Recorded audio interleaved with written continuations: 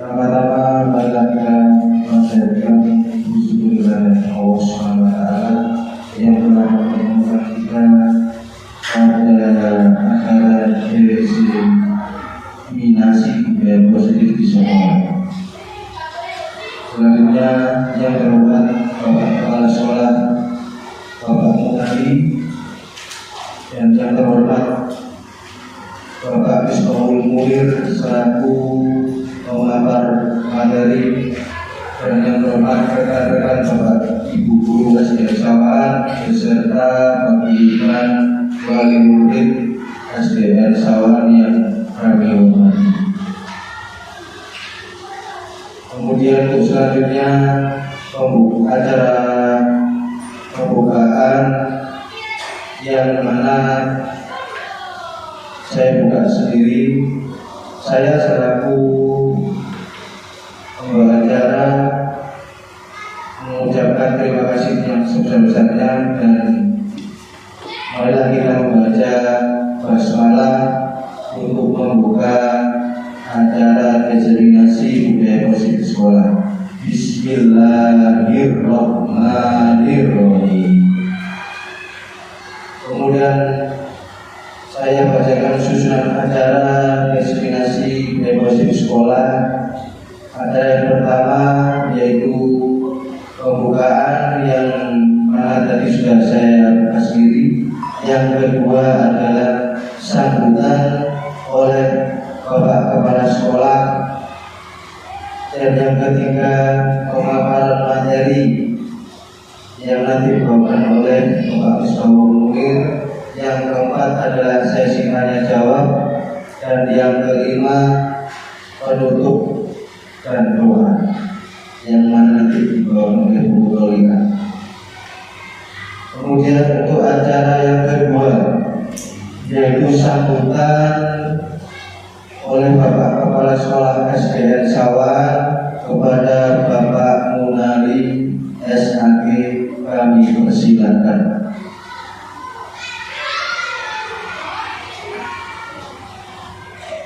Assalamualaikum warahmatullahi wabarakatuh.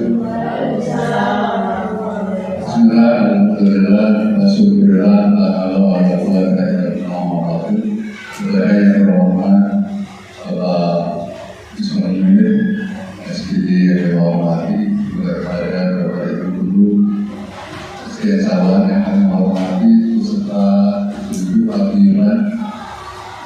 yang hadir yang berbahagia. Syukur alhamdulillah kita panjatkan rasa syukur kita kepada Allah Subhanahu wa taala di mana pagi hari ini kita bersama-sama bisa bertemu, bisa berkumpul di aula SD Sawan ini. Tidak lain yaitu kita akan mendengarkan pemaparan nanti yang merupakan tugas dari Bapak Musbahu Munir, karena beliaunya adalah merupakan salah satu guru yang ada di Sawan ini yang telah melakukan pendidikan kultural, dan ini adalah merupakan tugas beliau, yaitu disimulisasi budaya positif di sekolah. Oleh karena itu, harapan saya nanti kepada Pak Bapak Munir, nanti ketika nantinya cabut ini baru yang ada pendidikan kultural nanti bisa diaplikasikan di SD Sawan, sehingga nanti bisa meningkat SD Sawan ini menjadi sekolah favorit, menjadi sekolah tidak bermasyarakat Islam. Kemudian berikutnya, karena waktunya juga tidak panjang, maka hanya sekitar itu saja yang kami sampaikan. Mudah-mudahan beliaunya nanti bisa selalu berkaya Allah sehingga pendidikannya bisa lulus, bisa mendapatkan nilai yang sangat memuaskan, dan beliaunya mudah-mudahan nanti ke depan akan menjadi yang lebih baik. Terima kasih. Demikian, mohon maaf atas segala kekurangan. Wassalamualaikum warahmatullahi wabarakatuh.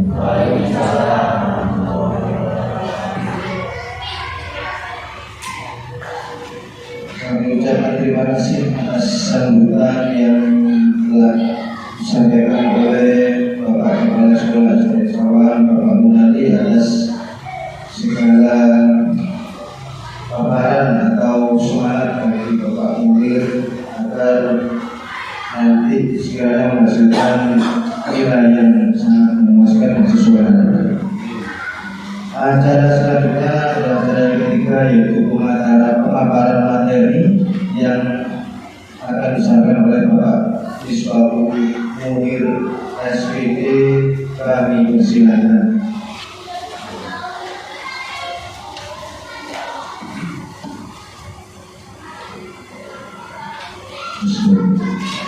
Bismillahirrahmanirrahim. Assalamualaikum warahmatullahi wabarakatuh. Waalaikumsalam. Yang hormat Bapak Kepala SDN Sawan, Nabi Sakti, yang kami hormati rekan-rekan ibu dari Sawan, dan yang kami hormati serta kami banggakan Bapak Ibu wali murid dari kelas 1 sampai kelas 6, yang mana pada pagi hari ini telah bersedia hadir di sekolah kami untuk mengikuti acara diseminasi budaya positif di sekolah. Salam serta marilah kita aturkan kepada Nabi besar Muhammad SAW yang telah mendidik kita. Sebelum kita masuk ke materi inti, ini ada foto seorang tokoh Indonesia yang cukup terkenal. Monggo Bapak Ibu kembali ke masa lalunya, mengingat-ingat lagi dulu waktu di SD mungkin sering melihat foto ini atau di SMP atau di SMA. Nah sekarang saya ingin pertanyakan, siapakah beliau ini? Wonten sing jawab salah berapa diukur. Iya, betul diukur. Sudah diukur. Oh lupa. Tokoh pendidikan. Oh lupa. Tokoh pendidikan. Tokoh pendidikan.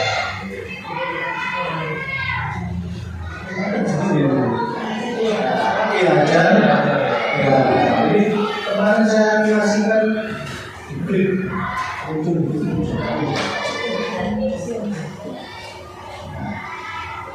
saya terima kalau panjenengan mengenal beliau, salah satu tokoh pendidikan di Indonesia, saya memiliki mahasiswa, pemikiran beliau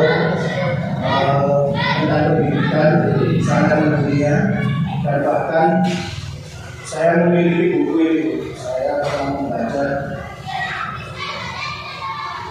It's Like Fun Teacher, jadi mengajar dengan menyenangkan. Buku ini memuat tentang pendidikan di Finlandia. Finlandia itu sistem pendidikannya terbaik nomor 1 di dunia. Di Finlandia, padahal sekolahnya tidak selama di Indonesia. Kalau di Indonesia anak-anak masuk jam 7 sampai jam 12 atau bahkan ada yang full day. Kalau di sana jam 10 waktu sini sudah pulang. Jadi masuknya sebentar, kemudian liburnya juga panjang karena mengalami musim dingin. Akan tetapi dengan waktu yang singkat seperti itu, pendidikannya terbaik nomor 1 di dunia. Ternyata dalam buku ini juga diulas kenapa pendidikan di Finlandia itu terbaik. Ternyata mengadopsi atau mengambil pemikiran dari penjajah Belanda. Tapi pemikiran yang orang Indonesia dipraktekkan di sana, diambil oleh mereka, bukan diambil, maksudnya diadopsi, ditiru dan dimodifikasi oleh mereka sehingga mereka menjadi negara dengan pendidikan terbaik di dunia. Nah, Indonesia mulai dengan kurikulum merdekanya menyadari, pemikiran Gajah Dewantara itu tentang pendidikan itu sangat bagus, dan bahkan bila disandingkan dengan tokoh-tokoh pendidikan dunia tidak kalah hebat. Pemikiran-pemikirannya banyak yang diterapkan di negara-negara maju. Nah, Indonesia sebagai pemilik tokoh ini sangat kurang bagus jika kita menerapkan pemikiran-pemikiran di pendidikan Indonesia, sehingga mulai kurikulum merdeka ini banyak sekali pemikiran-pemikiran atau filosofi Gajah Dewantara yang diimplementasikan dalam pendidikan Indonesia. Sehingga kita mulai berkenal usaha ini. Nah, ini tentang budaya positif. Budaya positif tadi Bapak Ibu sudah mendengar kata itu, budaya positif.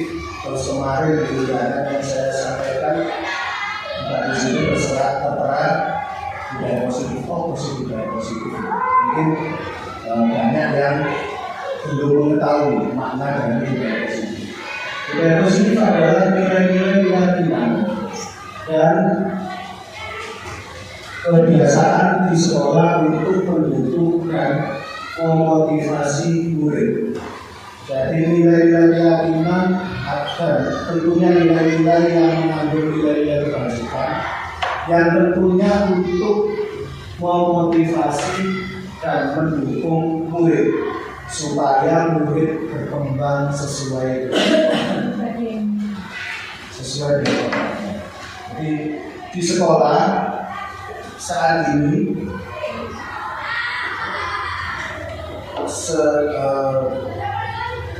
didorong untuk mengembangkan budaya yang positif. Supaya apa? Supaya siswa atau murid-murid yang ada di sekolah itu merasakan satu nyaman. Yang kedua tenang. Yang ketiga menyenangkan. Dan ketiga hal ini akan berpengaruh pada proses mereka mendapatkan ilmu di sekolah. Kalau suasananya tenang, anak-anak belajarnya juga tenang. Kalau suasananya menyenangkan, anak-anak belajar juga mudah memahami. Coba panjenengan bayangkan misalnya, sekolah kita misalkan dekat dengan tempat penampungan sampah. Kira-kira berpengaruh kan? Berpengaruh. Mereka belajar juga nyaman. Ampun sampai KTL menjadi bulan kita kali rasa-rasa. Karena apa?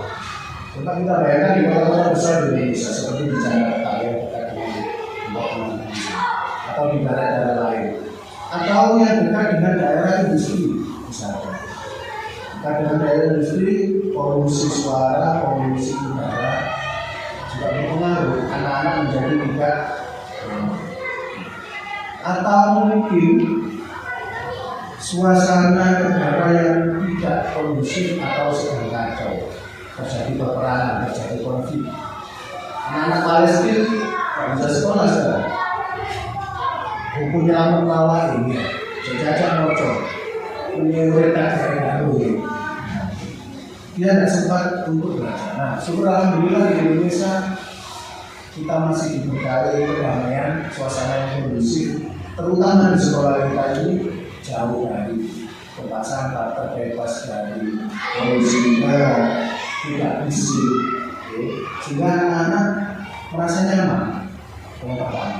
Kemudian yang kedua harus menyenangkan. Nah, menyenangkan ini yang seperti apa? Menyenangkan itu hidup diciptakan oleh Bapak Ibu guru dan semua yang ada di sekolah tersebut. Gurunya di tiap kalau menyampaikan pembelajaran, menyampaikan materi dengan sungguh, itu sangat berpengaruh pada psikologi anak. Jadi harus seperti itu namanya budaya positif. Tidak boleh setiap hari menerangkan sambil membawa penggaris, yang salah ditutup, misalnya dulu, atau yang salah dipukul, atau kalau salah mungkin ditendang. Nah, tidak boleh seperti itu jangan dulu. Panjenengan dulu kalau sekolah gimana? Karena apa pimpinan biasanya di mana? Ini dipukul garisan. Kalau sekarang paradigma itu berusaha kita ubah supaya anak-anak menyenangkan, sehingga timbul keinginan dari dalam diri anak berangkat ke sekolah itu dengan perasaan senang, tidak dengan perasaan yang takut. Kalau berangkatnya itu sudah takut, di sekolah itu diulang model sulit untuk budaya positif itu harus. Jadi tidak boleh kesannya sekolah yang antar. Tidak hanya suasana yang tenang, yang nyaman, yang menyenangkan ini tidak hanya dibebankan kepada gurunya untuk menciptakan itu, tapi kepada semua warga sekolah, termasuk murid, termasuk para pedagang, termasuk penjaga sekolah. Tidak boleh ada murid intimidasi anak, mengancam, membuli anak, tidak boleh. Yang menyebabkan anak merasa ketakutan untuk ke sekolah, baik dari penjualnya, misalnya peminggu, tak mungkin ngobrol, nyaut, itu tidak boleh. Jadi semua harus ikut menciptakan suasana yang menyenangkan, suasana yang positif untuk anak. Suasana positif ini sangat berpengaruh terhadap tumbuh kembangnya anak-anak panjenengan, murid-murid kita. Coba sekarang saya ambil contoh, misalkan ada dua keluarga. Yang satu suasana di rumahnya ini pembina itu anak, bapak atau ayahnya tak rasa beroma atau ibu tak rasa beroma, anaknya dibiarkan sendiri. Dengan yang satu suasananya hangat. Waktu belajar anaknya didampingi. Waktu istirahat di rumah santai anaknya didampingi. Kira-kira menurut panjenengan pertumbuhannya yang baik yang mana? Menurut panjenengan yang mana? Yang mendapatkan kehargaan dari kedua orang tuanya itu pasti. Saya cerita sendiri. Saya pernah membaca di satu artikel di Cina itu ada keluarga ayahnya itu kuli bangunan. Gak bisa moco, gak bisa baca. Anaknya punya anak perempuan sekolah, setiap kenaikan kelas atau setiap akhir tahun pasti juara satu.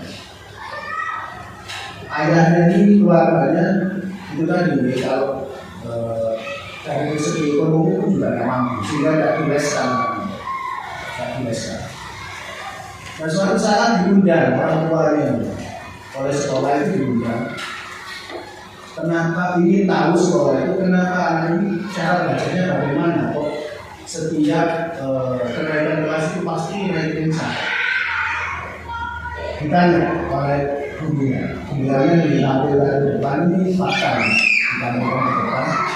Disuruh menceritakan tentang gaya belajar anak ini. Ternyata ini, kalau bapak yang berusaha di pojok, setiap kali anak itu belajar di rumah, karena tidak mampu, tidak biasa, didampingi, hanya duduk di sebelahnya. Ini faktor psikologis, hanya duduk di sebelahnya. Kemudian ditanya sama gurunya, Pak, Anda kan tidak bisa membaca di tahun. Terus bagaimana kalau anak Anda mengalami kesulitan? Bapaknya menjawab, saya hanya menandai anak saya. Kalau anak saya itu pas materinya sulit, pasti dia perlu mengertikan dan mikir. Oh ini sulit gitu. Bapaknya tahu itu sulit, tapi nggak bisa bantu dia semangat gitu. Ayo belajar terus. Sentuhan juga ini physical touch, sentuhan fisik ke anak itu begini. Jangankan begitu, panjenengan membisikkan ke anak-anak itu pengaruh secara psikologisnya sangat besar. Apa dampaknya ke anak yang dibisik ibu? Misalnya contohnya itu terus bisik. Atau dengan saudaranya, sehingga dia tak bisa. Ini pengaruhnya dia merasa bisa dipercaya, merasa bisa dipercaya daripada yang lain. Karena bisu itu kalau pengamatan orang lain kan ada sesuatu yang rahasia yang disampaikan. Seperti itu. Hanya tindakan-tindakan kecil tapi efeknya luar biasa. Panjenengan kalau berangkat sekolah bukan jenengan yang punya laki-laki, ini tips nih. Saya juga ini termasuk bapak pemula ya. Jenengan ini kan senior, orang tua pada senior. Jenengan yang sering bertemu kuda, terutama yang laki-laki. Kenapa sering bertemu kuda? Ini memberikan semangat yang kuat saya jenengan cium keningnya, jenengan tepuk tidak hebat, pinter, itu luar biasa. Sangat berpengaruh kepada tubuh tulangnya. Anak ini akan merasa PB-nya itu naik. Saya buktikan kemarin itu, anak saya kelas 5, dia nggak pernah olahraga, dipengen olahraga itu males. Kemarin tiba-tiba ngomong ke saya mau ikut belajaran. Belajaran 17 kan, iya, saya sudah dipilih kan. Oh iya. Nah saya dalam batin saya meragukan, karena secara fisik nggak pernah jalan jauh. Saya khawatir kuat, tapi saya harus kalau saya bonceng, saya tunjukkan rutenya. Jauh, iya jauh. Tapi kamu kan sudah dipilih, berarti kan kamu kuat. Saya semangat seperti itu, gitu ya. Iya, kamu sudah dipilih, berarti kamu kuat. Daripada temanmu yang bisa. Akhirnya setelah berjalan cerita ke saya, aku makan belajar kelas. Waduh, alhamdulillah saya tidak membayarkan. Saya pesimis. Saya pesimis. Walaupun bahkan paling hari itu melakukan tutup pabrik picon oleh paling bonceng, ternyata enggak. Jalan terus sampai di finish. Padahal baru pertama kali, dan saya pun tidak pernah mengajak jalan jauh, jalan kaki.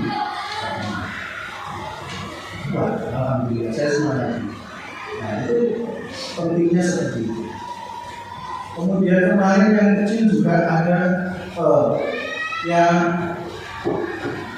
SMA cewek. Itu dulu memang saya ajari untuk selalu mandiri karena anak pertama. Tujuan saya supaya dilihat oleh adik-adiknya ini. Dulu pernah belajar di pondok di Jepang. Saya tipenya orang pentolohan. Pernah suatu hari itu dia akan mengikuti ujian di pondoknya. Bukti pembayarannya itu hilang, sehingga dia tidak mendapatkan nomor ujian. Padahal ujiannya besok. Telepon ke saya itu sore karena pulang sekolah. Telepon sore, saya cuma bilang ya diurusin sendiri. Kamu jangan gimana? Saya bilang begitu. Tak tunggu sampai habis maghrib. Kamu dapat nomor besok bisa ikut ujian ada. Nanti telepon lagi. Saya tunggu. Akhirnya dia bisa memecahkan masalahnya.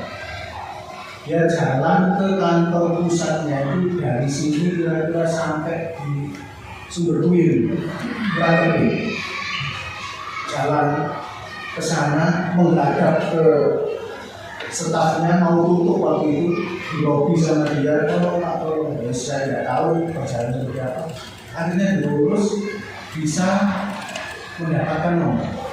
Padahal seumpama saya mau, saya ada kopi yang bukti pembayaran. Tinggal saya kirim ke gurunya sudah selesai. Tapi dia kan jadinya tidak tahu. Saya biarkan. Masih hidup ada dengan tanya.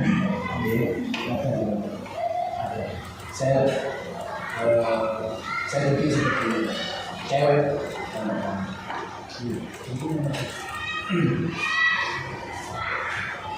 Tujuan dari budaya positif yaitu membentuk pribadi murid yang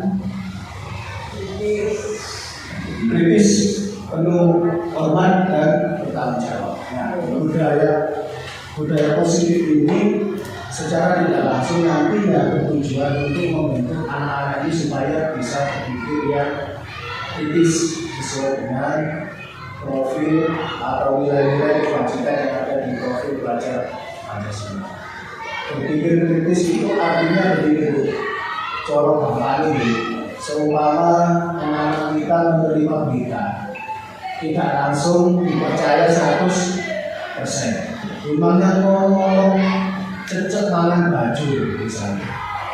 Nah itu enggak harus percaya langsung, tapi dia menggali dengan informasi yang didapat. Maksudnya ukuran dicari misalnya, ukuran tubuh kita apa? Fungsi cari itu makan apa? Kemudian ukuran tubuh buaya itu kritis. Nah sekarang ini yang menjadi penurunan di Indonesia. Banyak sekali kita menyebarkan atau meneruskan berita yang belum tentu kebenarannya. Ada yang sering kita dengar hoax. Misalnya berita A langsung di forward atau diteruskan ke temannya. Itu mah Pak Agus kan sepeda, bocor ngomong langsung pada Pak Agus ngomong. Misalnya seperti itu. Nah itu perlu untuk kenalan yang kritis untuk menggali informasi. Kemudian dilatih untuk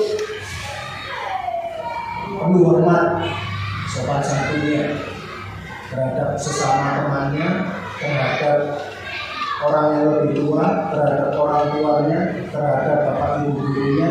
Ini bisa nantinya supaya anak tersebut memiliki perilaku yang bagus.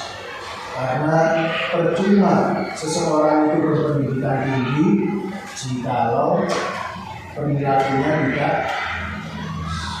yang pertama ada. Kemudian bertanggung jawab.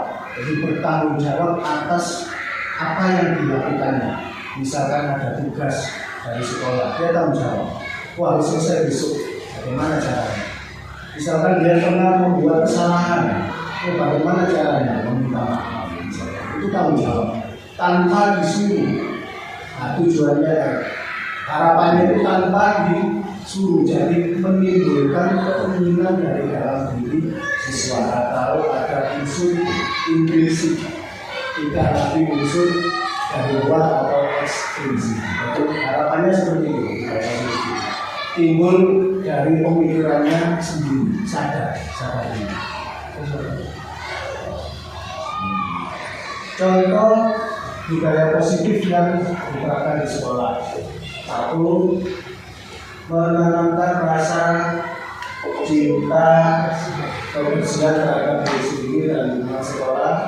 Budaya senyum, salam dan sapa, menunjukkan rasa peduli, menciptakan kolaborasi yang baik dalam sekolah. Nah ini kita sudah memberikan contoh dan sudah menerapkan di SD kita.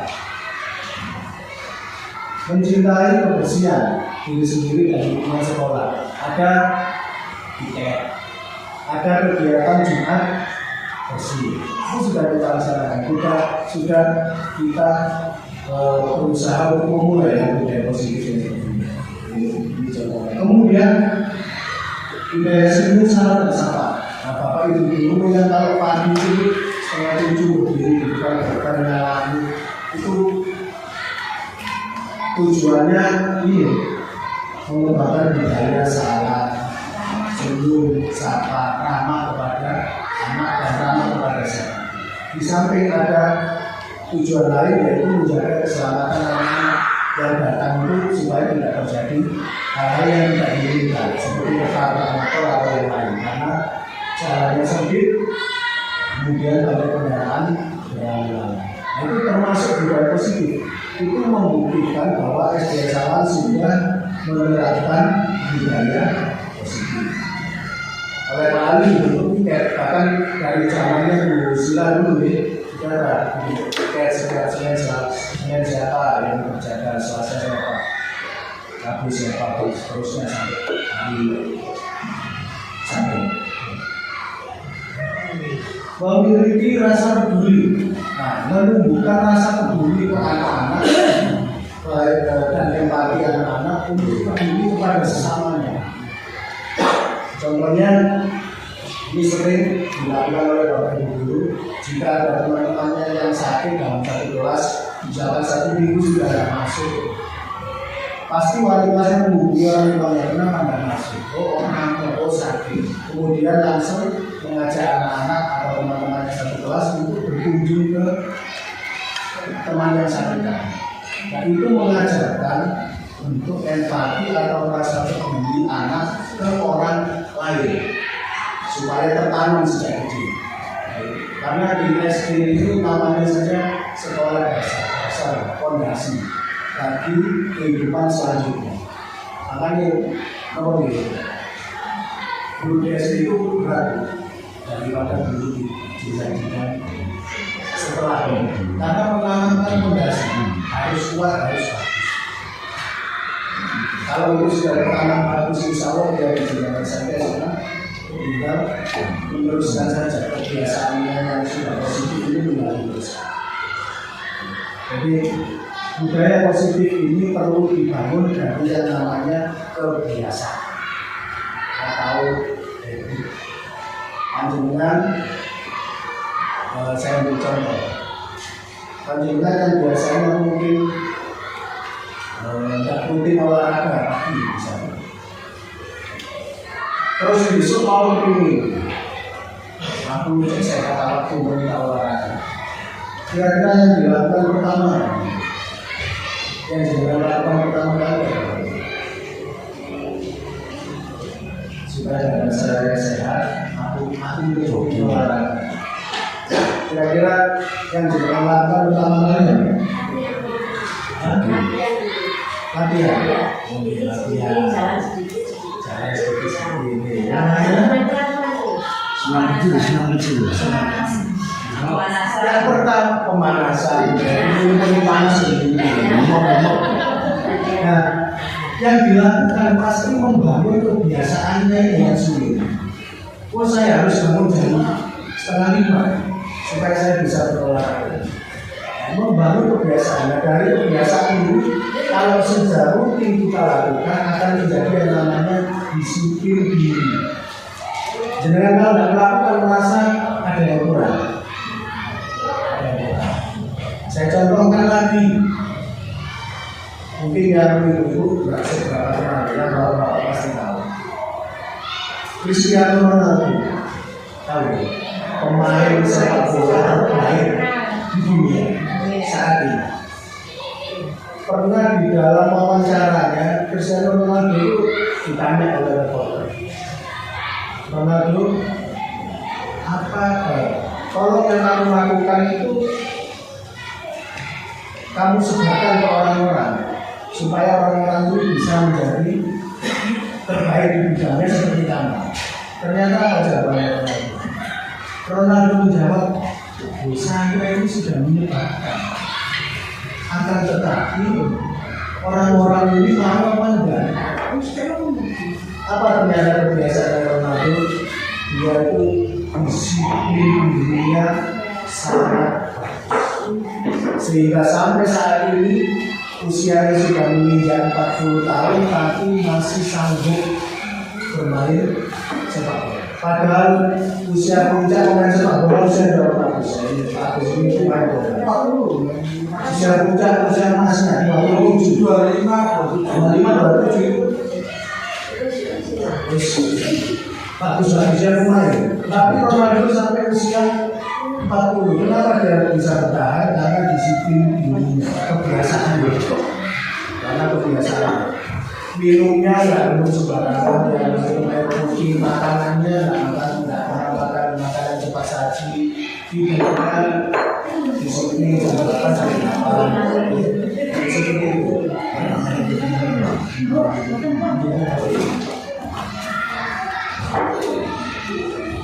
Dampak budaya positif. Apa dampak budaya positif? Yaitu memberikan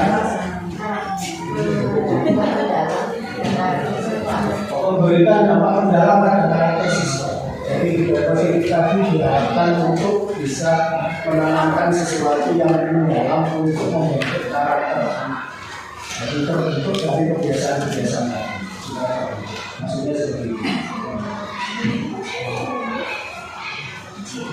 Konsep-konsep budaya positif yang pertama adalah perubahan paradigma belajar, yang kedua adalah disiplin positif, yang ketiga motivasi perilaku manusia, yang keempat kehidupan dasar manusia, kemudian posisi kontrol restitusi, kegiatan kelas, dan sebagainya. konsep-konsep ini akan saya jelaskan. Nah, untuk membentuk budaya positif, konsep-konsep ini harus diterapkan di sekolah. Maksudnya seperti itu. Atau harus bisa dipahami oleh semua warga sekolah. Yang pertama, perubahan paradigma belajar. Paradigma tadi cara pandang seseorang terhadap sesuatu. Dulu, zaman saya, zaman bapak ibu,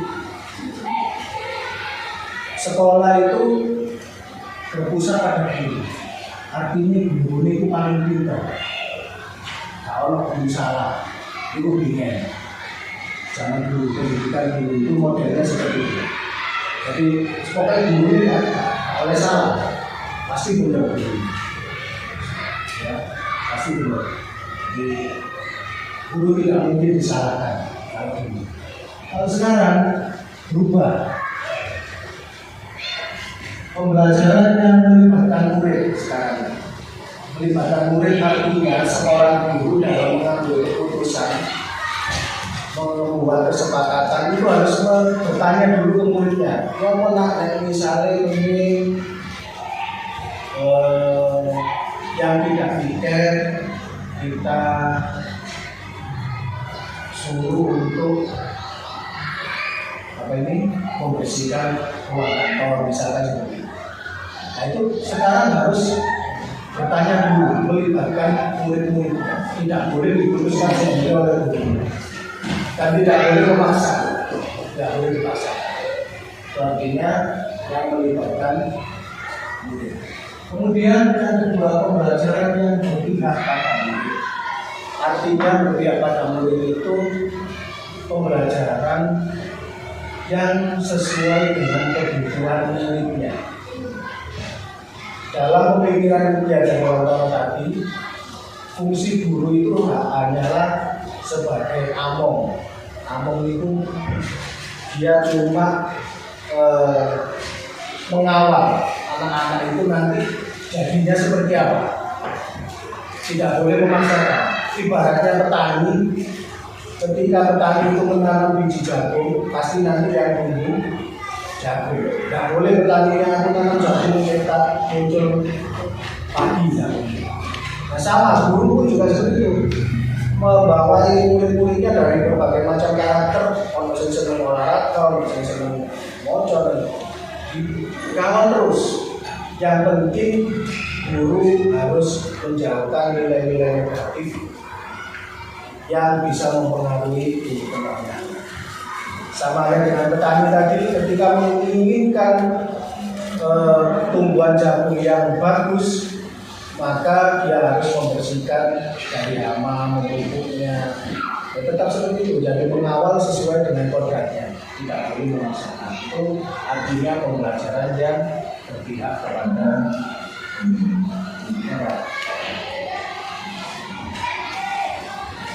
disiplin positif. Sebelum memasuki ini, jika Anda menggunakan kata disiplin, apa kira-kira yang bayangkan dari disiplin? Identik dengan apa maksudnya? Waktu. Bagaimana? Disiplin itu kayak rokok menyeramkan. Ya, identik dengan apa? Waktu tadi. Hukuman. Ya, disiplin harus dilakukan. Padahal Bapak Ibu, disiplin di sini dalam pendidikan tidak seperti yang panjenengan bayangkan. Disiplin di sini dalam pendidikan harus timbul dari dalam diri siswanya sendiri. Artinya self disiplin atau disiplin diri. Namun jika kata Diajar Dewantoro, jika disiplin diri tidak berkunjung-kunjung, maka perlu orang lain untuk mendisiplinkan. Ya Bapak Ibu ini, pertama memang kita ajarkan anak-anak itu supaya tumbuh kesadaran untuk bisa disiplin. Bukan hanya dari Bapak Ibu guru yang nanti mendisiplinkan, tapi dari orang tua. Peran orang tua di sini juga sangat besar. Makanya dilibatkan di sini dalam menciptakan budaya positif. Karena jamnya mitra mungkin panjenengan itu lebih banyak dengan orang tua daripada dengan gurunya. Kalau gurunya jam 7 sampai jam 12. Kalau jenengan dari bangun pagi, bangun tidur sampai anaknya tidur dengan jenengan.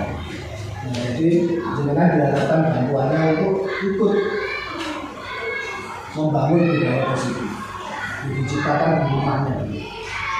Nah, disiplin positif. Jadi disiplin yang tanpa menghukum, itu maksudnya seperti itu. Jadi disiplin yang tanpa membentak, disiplin yang tanpa menakut-nakuti. Jadi bisa sadar dengan sendirinya. Karena di balik itu mereka tahu nilai kebajikan apa yang terkandung dari maksud yang akan disampaikan. Contohnya seperti ini.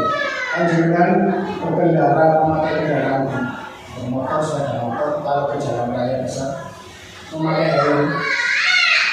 Biasanya tujuannya apa? Orang-orang cek motor hilang. Padahal nilai kebajikannya apa sebenarnya? Melindungi kepala, keselamatan jiwa. Jadi tidak hanya sekedar supaya tidak ditilang polisi, tapi intinya itu melindungi keselamatan jiwa. Itu yang harus diketahui. Jadi karena tahu untuk melindungi keselamatan, maka jalan cilik, jalan raya pasti pakai helm. Jadi sudah tidak ada takut timbul dengan sendirinya. Itu yang diharapkan.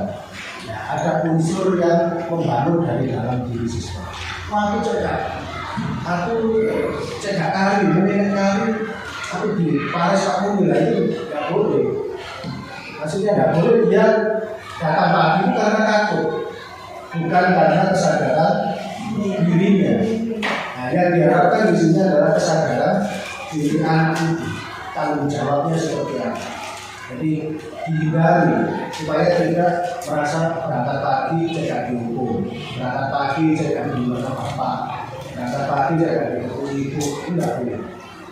Harus timbul dari dalam dirinya sendiri.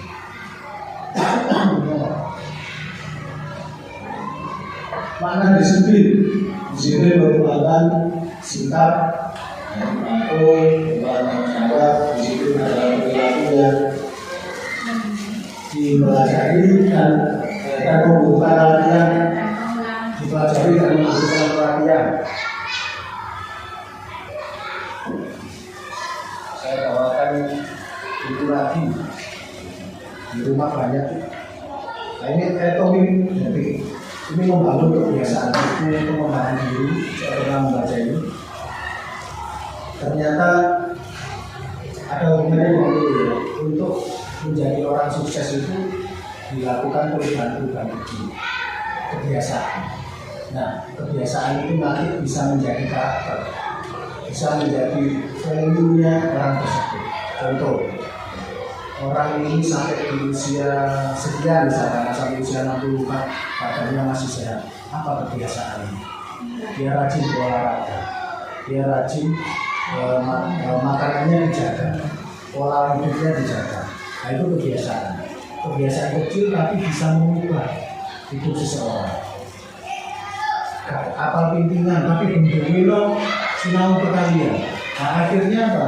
Nanti kelamaan anak tersebut akan bisa dengan sendiri. Nah, itu kebiasaan-kebiasaan kecil itu. Ya, ini ada teorinya di sini. Kebiasaan kecil itu harus dibangun. Kalau di sini disiplin, dipelajari dan membutuhkan latihan. Latihannya itu setiap hari. Dan kalau sudah setiap hari akan menjadi terbiasa. Kemudian kalau tidak melakukan, maka akan merasa ada yang kurang. Seperti jenengan tadi memaksakan awalnya olahraga setiap hari, pagi bangun pagi olahraga, ya, 30 menit setiap hari. Akhirnya kalau sudah terbiasa, jenengan suatu saat tidak berolahraga, ada yang kurang. Nah, itu kebiasaannya, artinya disiplinnya sudah terbangun. Ada unsur dari ini.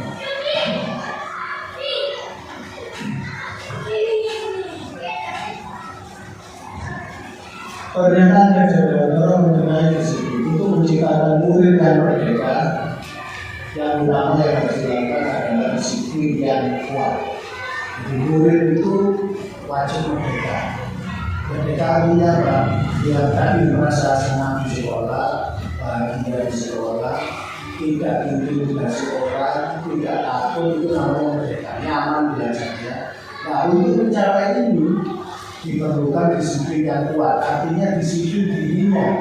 Disiplin anak tersebut harus kuat. Yang mana disiplin itu harus timbul dari dalam dirinya, tidak boleh dari faktor luar, artinya tidak ditakuti. Contohnya begini, misalkan anak-anak kalau melaksanakan senam, kalau ada Pak Agus ketik makanya bagus. 1 hari 2 hari. Kemudian hari ketiga Pak Agus itu datanya agak siang. Nah kalau anak-anak ini bisa tertib karena Pak Agus, pas wajah bermain Pak Agus pasti kurang. Balik malu setelannya, setelan pabrik. Balik malu. Nah itu yang ditakutkan seperti itu, tidak boleh. Jadi tidak boleh dia menjadi baik karena faktor eksternal. Dia menjadi baik harus dari kesadaran dirinya sendiri. Visualisasi tentang teori warna. Nah, ini ada beberapa pemahaman yang selama ini ternyata salah persepsi kita. Satu, ilusi itu mengkontrol. Dua, ilusi bahwa penguatan positif dan juga efektif bisa bermanfaat. Kemudian yang berikutnya yang ketiga, yang pertama, guru itu tidak bisa mengontrol diri. Guru pemahamannya guru itu pasti bisa mengontrol diri. Dia bisa dikontrol kalau dirinya mengizinkan. Secara psikologi mengizinkan, itu baru bisa dikontrol. Karena tidak ada seseorang yang bisa memaksa orang lain untuk berbuat sesuatu. Tidak bisa. Contoh misalnya secara aku, Pak, sambil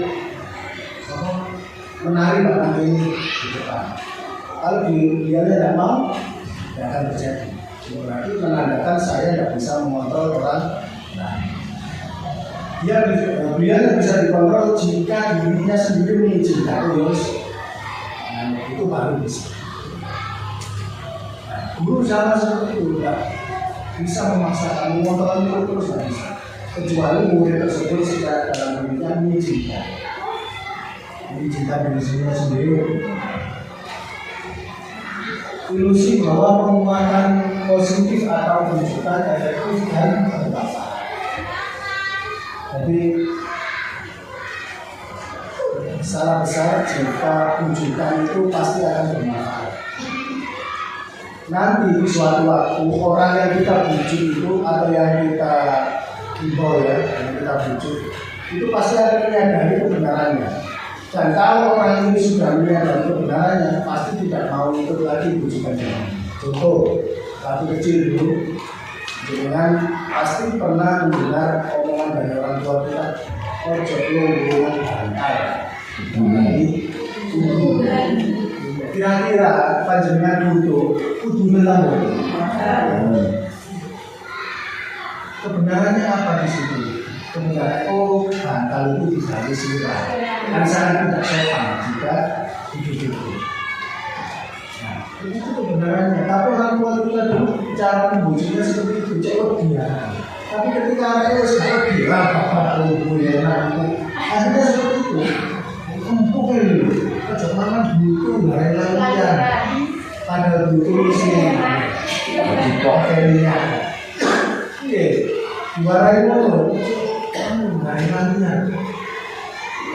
Sehingga takut gak makan, ya. Akhirnya gak makan, oh ya sambil ternyata selalu, wah enak aja nih, makan nih bapak kok. Mami kabeh, ternyata juga lali. Nah itu ya, jika tahu kebenarannya, maka menjadi tidak efektif lagi. Jadi sampaikan saja kebenarannya apa. Kemudian ilusi bahwa kritik dan membuat orang bersalah dapat menguatkan karakter. Nah, kritik yang berlebihan itu tidak boleh.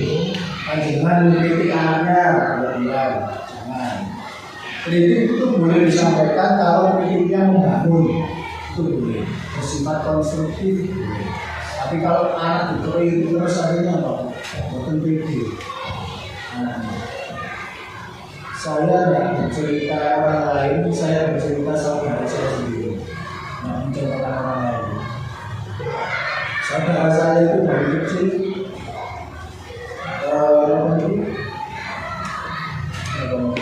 diewani, dikali orang tua dari kecil. Diewani, terus pokoknya semuanya itu pokoknya dialimi lah diewani. Nek salah loh, itu salah ini dibenarkan. Terus kemudian mau mengambil keputusan itu orang tua saya kasih ngomong ojo itu dia dipaksa, ojo itu. Itu kakak saya sendiri. Sehingga sampai dewasa apa yang terjadi? Ketika mau mengambil keputusan itu tidak ada. Karena dari kecil sudah biasa dipaksa orang tua itu. Kok yang misal dia mengambil keputusan, aku ini saya salah, dibilang dimarahin. Itu akhirnya dia dalam mengambil keputusan takut, terbawa sampai sekarang. Itu efeknya. Jadi jangan terlalu kritiknya yang benar. Kalau dampaknya itu ada di keluarga saya sendiri. Saya pun terus terang jadi kecucuan. Ayah saya meninggal, menjadi dari ibu, dan saya mas-masan aja. Nah, yang kakak saya kan tetap seperti itu, tapi salah. Ketika dia bilang itu, aku pergi sekolah ini, terus sekolah di situ, ya harus dituruti misalnya. Tapi nanti akhirnya tidak berhasil, dimarahi, nah itu tidak boleh. Jadi biarkan dengan pilihannya, jangan dimarahi di sini. Yang ilusi bahwa orang dewasa itu bisa memiliki hak untuk memaksa. Jadi jenengan itu sebetulnya tidak boleh atau tidak benar jika jenengan itu bisa memaksakan itu tidak. Jadi jangan dipaksa. Tapi berikan tanda. Misalnya, bu aku milih tempe apa nih? Udah tempe itu nggak digoreng namanya masalah. Tahu. Untuk kita gimana kalau dari situ berair, sampai terus kan sendiri akan tahu lagi banyak. Oh terus aku milih. Nah ketika dia sudah menjatuhkan pilihannya, jangan mengaruhi dari dia, karena itu pilihannya. Dan itu yang dianggap terbaik oleh anak itu. Sama halnya pilih sekolah SMP. Ini yang sering saya alami setiap tahun apa-apa. Karena SMP 1 berarti awal bodoh. Itu jangan. Sekolah dimanapun sama. Tergantung anaknya. Ketika anaknya pintar tapi aku gak seneng itu kan SMP 1. Aku milih SMP 2 saja harus. Jadi kan tapi sambil diamati terus di sana pergaulannya seperti apa. Dikontrol, tetap dikontrol. Fungsi kontrolnya harus ada. Tidak boleh melepas begitu saja. Pilihannya biarkan dia memilih, tapi jangan tetap mengawasi dan mengontrol. Itu nanti anaknya ketika tidak jadi satu dengan jenengan, dia memutuskan sesuatu itu cepat. Kalau katakanlah menangnya, dia bisa cepat A, B, dan dia tahu risikonya. Ketika risikonya jelek, ya dia siap menanggung. Ketika risikonya baik, dia siap menanggung. Jadi efeknya di sini.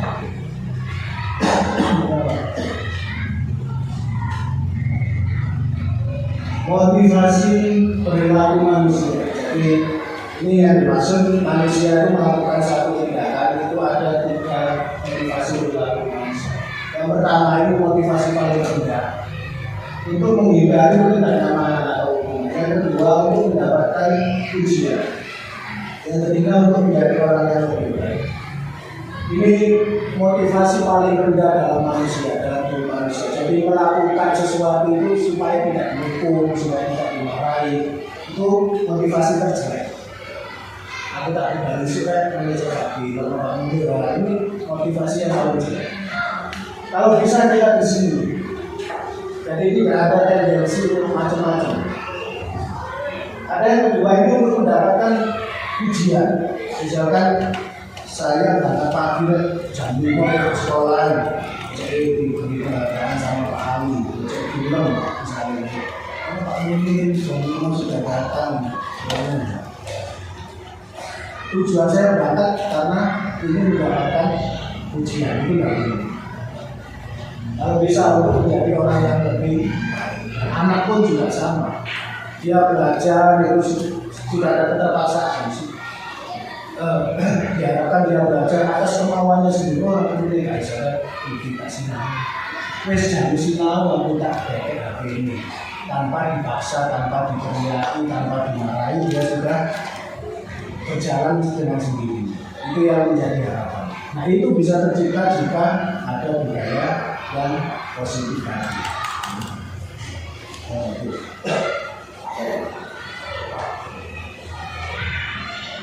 Kebutuhan dasar manusia itu juga mempengaruhi pada tindakan seseorang. Ada 5 kebutuhan dasar manusia. Yang pertama kebutuhan untuk bertahan hidup atau survival, itu menyangkut makanan, kemudian pakaian, kemudian tempat untuk berdoa atau rumah. Yang kedua kebutuhan kasih sayang, rasa diterima. Yang ketiga kebutuhan ini menguasai. Dan keempat kebutuhan memenuhi kebebasan. Yang kelima kebutuhan untuk kesenangan.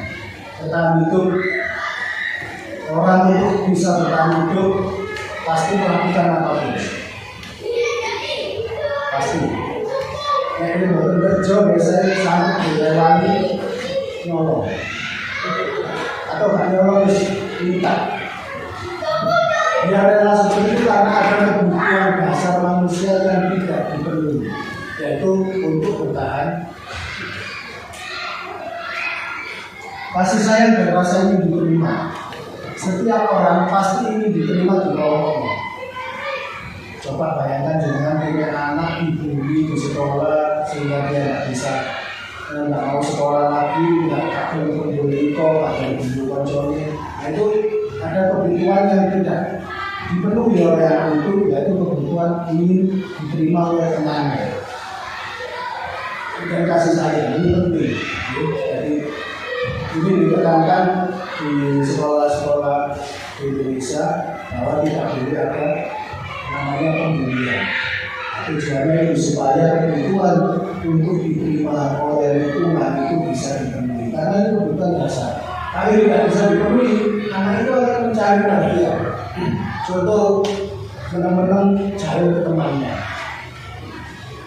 Supaya apa? Dia menarik perhatian guru. Nah, gurunya nanti mendampingi terus. Ini kebutuhan anak kasih sayang dari guru ini tidak bisa dipenuhi. Tidak bisa dipenuhi. Sehingga dia berbuat seperti itu. Menang-menang jahil. Nah, wakil Johnny. Supaya diperhatikan oleh guru. Nah, ini menandakan anak tersebut dengan kasih.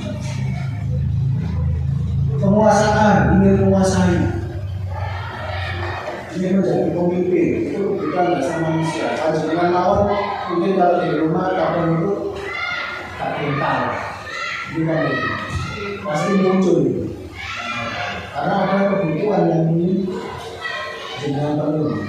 Kemudian kebebasan, setiap orang pasti saya yakin ingin menjadi manusia yang merdeka itu. Merdeka lahirnya, merdeka batinnya, tidak dikekang oleh orang lain, itu pasti. Yang kelima, kesenangan. Panjenengan pasti membutuhkan yang namanya kesenangan, rekreasi, jalan-jalan, atau kesenangan jenengan lah, mungkin jenengan apa? Coba jenengan kerja terus, kira-kira siapa saya? Bodoh, anjing. Iya, kebetulan sana aku mancing, pasti beliaunya seminggu tak 2 kali, 1 kali pasti harus memenuhi kebutuhan ini kesehatan karena ini kebutuhan dasar. Tidak bisa dilakukan. Kalau ada yang tidak terpenuhi pasti pasti berontak. Misalnya kalau mancing, wah nggak mau. Saya pun misalnya kalau kopi, kalau boleh. Tapi kawannya teman-teman misalnya ada kopi, itu kopi yang besok. Nah ini kebutuhan kesenangan. Jadi manusia pasti membutuhkan.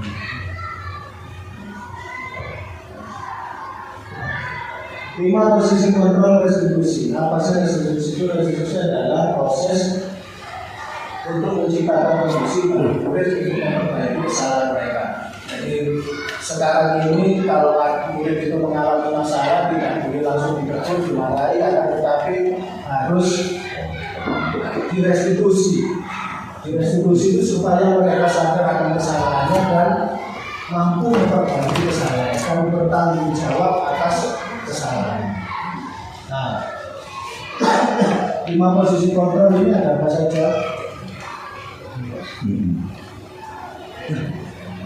Yang pertama, guru sebagai penghukum. Kalau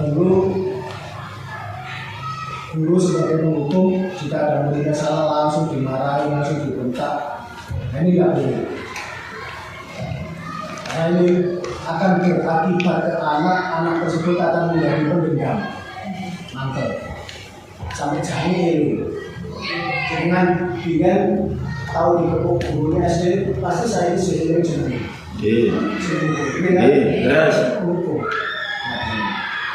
Ada 2 guru sebagai ini ketika ada masalah dengan siswa, guru itu bisa macam-macam, bisa mengambil posisi kontrol sebagai yang kedua, guru sebagai membuat orang merasa bersalah. Artinya begini, jika ada siswa salah, murid salah, guru ini kok minta dulu gara-gara kawan ini, aku boleh bilang Pak Ali. Gara-gara kawan ini aku boleh bilang Pak Agus. Nah, apa dampaknya ke anak? Anak akan merasa aku sebagai kesalahan, boleh Pak Mulu jadi salah. Akan terbebani dengan rasa seperti itu. Nah, itu tidak boleh. Membuat orang lain merasa bersalah atas tindakannya. Itu tidak boleh. Nah, ini akan bagus yang ketiga. Guru sebagai teman. Artinya jika murid ada masalah, guru ini bertindak sebagai teman, membantu menyelesaikan masalahnya. Akan tetapi dampaknya juga kurang bagus. Kurang bagusnya anak tersebut akan bergantung kepada guru itu. Lalu aku gak mau mulai selesai bisa ada. Akan tergantung seperti itu tidak boleh. Jadi temannya boleh, tapi untuk membantu menyelesaikan permasalahannya jangan dibantu teman.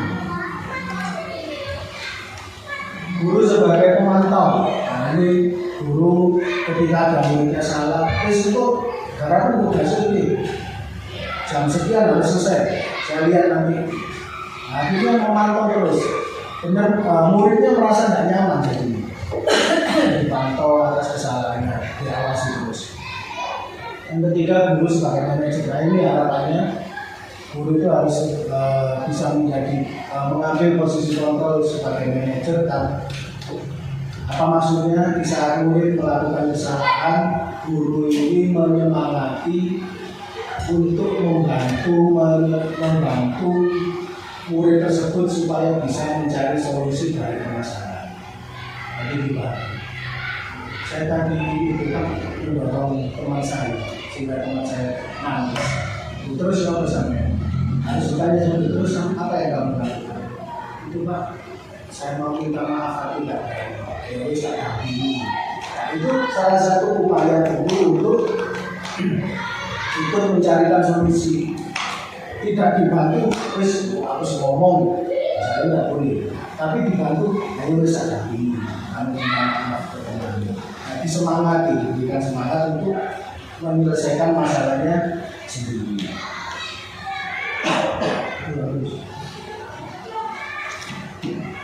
Keyakinan kelas ini harus ada untuk menciptakan budaya positif. Kalau dulu mengenal itu namanya peraturan kelas, sekarang dikenal dengan keyakinan kelas.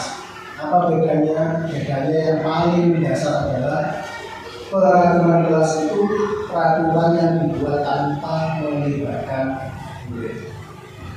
Kalau keyakinan kelas adalah nilai-nilai yang disepakati dengan melibatkan murid. Contoh peraturan kelas. Sini yang berwenang itu gurunya. Yang tidak memakai sepatunya saya rampas, ditulis dari peraturan kelas. Yang tidak datang jam 7 kurang 5 menit harus menulis satu lembar, kecuali lembar buku. Itu peraturan kelas. Anaknya apa dampak pada anak? Anak akan merasa terbebani dan melakukan itu karena terpaksa, tidak dengan dari dalam diri. Oleh beban mengatur juga sekolah itu mengenai yang tulis agak sepatuan pada sepatu cuma di sini kalau jauh pulang kok aku dirampas. Akhirnya seperti itu. Nah itu tidak boleh dan itu menjadi keyakinan kelas. Nah keyakinan kelas itu dibuat dengan mengajak anak-anak untuk berdiskusi. Saya coba misalkan ada temanmu membeli teman, apa yang harus kita lakukan? Itu tidak boleh membeli mana? Itu keyakinan ya. Kita sepakati ya, tidak boleh membeli. Nah, ditulis itu menjadi keyakinan kelas. Itu bedanya. Jadi kalau peraturan ada memaksa dan yang membuat itu gurunya, terus muridnya bangun itu karena peraturan itu nangis, karena tidak mau tahu itu peraturan. Kalau ini keyakinan disepakati sama-sama. Jadi anak-anak melakukan ketika mau melanggar ini ya, tapi dia dewe saya ngomong.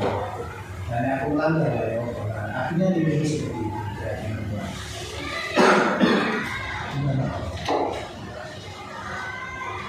Setuju garis fungsi yang terakhir, setuju garis fungsi adalah cara untuk menciptakan kondisi siswa untuk memperbaiki kesalahannya. Dalam melakukan studi garis fungsi ini ada 3 tahapan yang harus dilakukan oleh guru.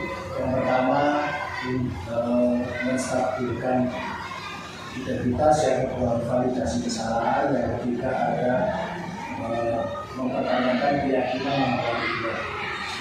Saya pernah melakukan ini, ada videonya.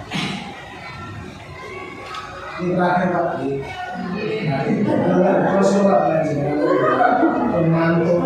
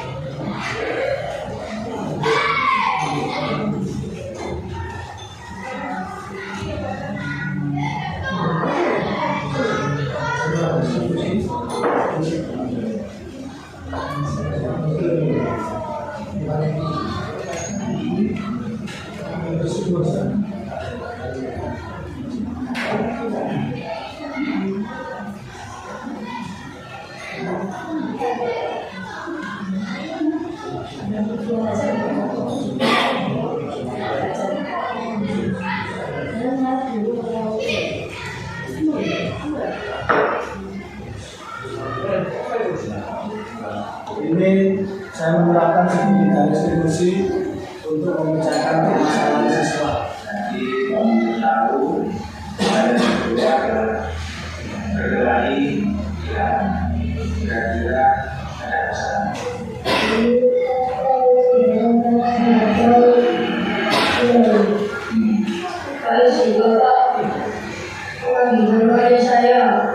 Melihat namanya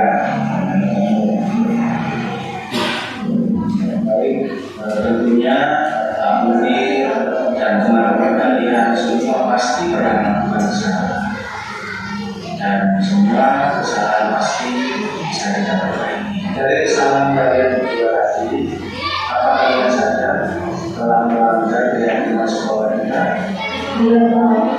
Jika kalian berdua sadar, kira-kira kita bila keyakinan sekolah apa yang telah kalian berdua lakukan?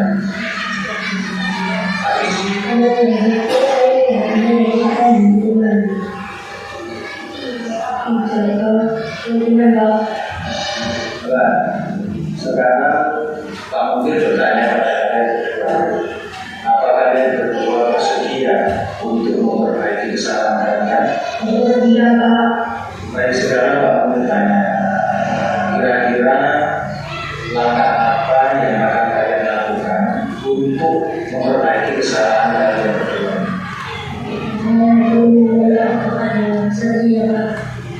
Saya juga akan menurut kepada Pak Isi. Setelah kalian berdua saling memaafkan, apa dari yang kalian lakukan? Saya juga bisa saja kebiasaan saya dengan keluarga mengenai nilai-nilai kehidupan, terutama saling menghormati dan menjaga kerukunan. Bisa juga, tapi bagaimana kami memulainya, Pak? Baiklah, kalau begitu, Pak Mungkin sangat mendukung langkah kalian berdua. Besok ada semacam kebiasaan yang disampaikan oleh Bu selaku anak sebelum buku menyampaikan materi. Besok kalian berdua diberikan kesempatan untuk menyampaikan nilai-nilai sekolah yang sudah kita sepakati bersama. Jangan diulang lagi ya. Iya, Pak. Dikasih video saya menyelesaikan masalah siswa saya. Tanggapannya seperti ini. Masalahnya saya bantu menyelesaikan.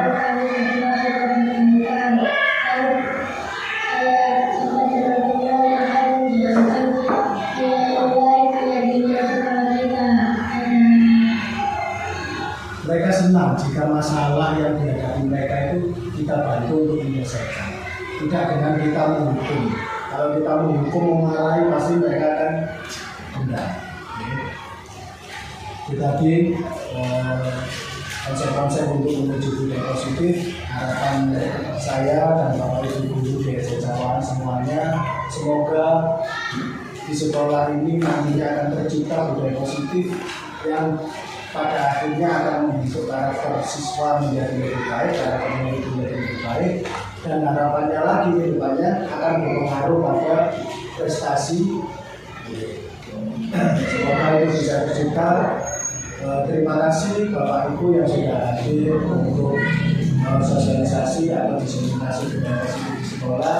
Kami dari pihak sekolah memohon dukungan panjenengan untuk menciptakan budaya positif di sekolah, karena kami tidak bisa menjalankan sendiri tanpa bantuan dari warga sekolah, wali murid, dari stakeholder yang lain. Terima kasih. Assalamualaikum warahmatullahi wabarakatuh. Untuk penutup, saya mohon doa dari Bu Mulia.